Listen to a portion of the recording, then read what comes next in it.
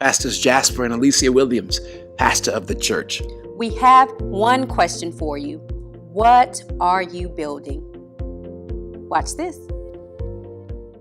Would y'all give Bobby and Taylor a big hand? Y'all come on over here. Y'all come over here. Come on. Beautiful couple. They support everything that we do. Where are your babies? Where are your children? Yeah. There they are. All right. Yeah, all four of them. Okay, little man. I see him back there. Why all the baby boys little man? I don't know. Guys, you all share with Pastor Alicia and I that there is something, an area that you're building in your life. Would you please share with us whatever it is that's on your heart?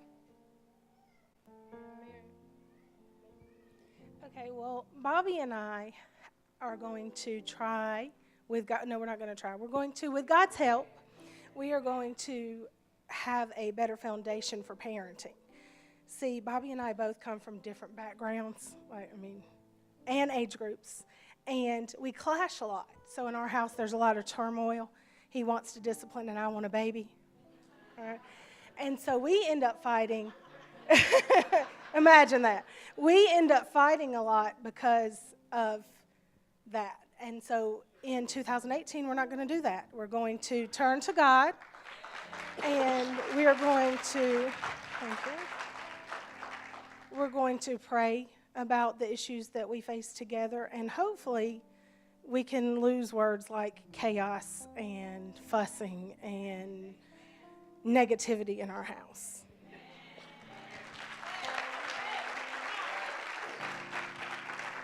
Lord, that's true.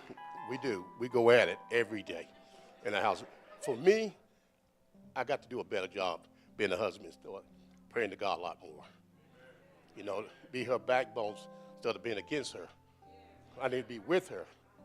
So for me, like I said, I got to stand up and be a man of the house and praise God and help her 100%, not 10, 20, 50, whatever it may be, the numbers may be, 100%, no less.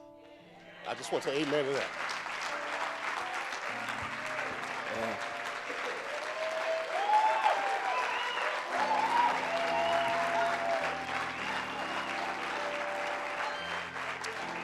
Okay. See, part of us hearing what people are building is so that we can get an agreement with what they're doing. And so I don't want you all ever to forget what you just saw. And that was people applauding and standing without being asked because they're in agreement with what you're doing with your hands and with what God will manifest. I might put you on the spot, and if I do, just wink at me or whatever, say, we ain't gonna say that. Tell me where you guys were before you start coming to church. Like what was going on? You know, for Bobby, for you to stand and say that you gonna be the man of the house, you know, start praying more. For you that you're gonna start doing what you know you're supposed to do.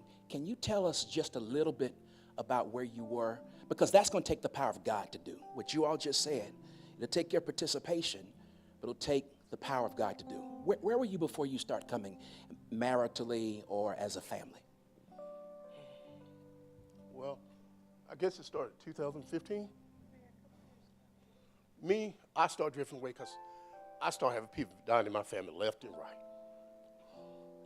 So when that started happening, I started pushing away from my family. Yeah. And in almost 1 year, I had 7 people die, and a couple months apart from each other. And that was taking a toll on me. Then, 16? 16? Dad.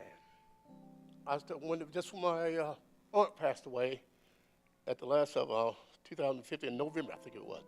Then I said, who next? I made a comment, and then all of a sudden it just hit Dad.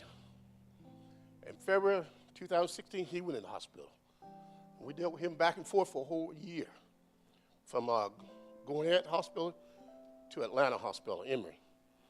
And it was just tearing me up. You know, for my family, I drift away and I start focusing on the negative thing, what's going on. And I kept saying to myself, devil, you want me, don't you? And I kept saying that to myself a lot. I started realizing that's what the direction I was going in. That's where he was trying to pull me in. And I started thinking, on this side of me, Bob, I can't do that. I got a family. But he didn't care. The devil did not care. He just wants you. And he almost had me, but I had to think about, I kept looking at my family right here and looking at my wife. That's not me. I can't do them like this way, no matter what's going on in my life. And, you know, and that's what I was struggling with. Then a while later, I got sick. And I was in Lawrenceville Hospital, Gwinnett Medical in Lawrenceville.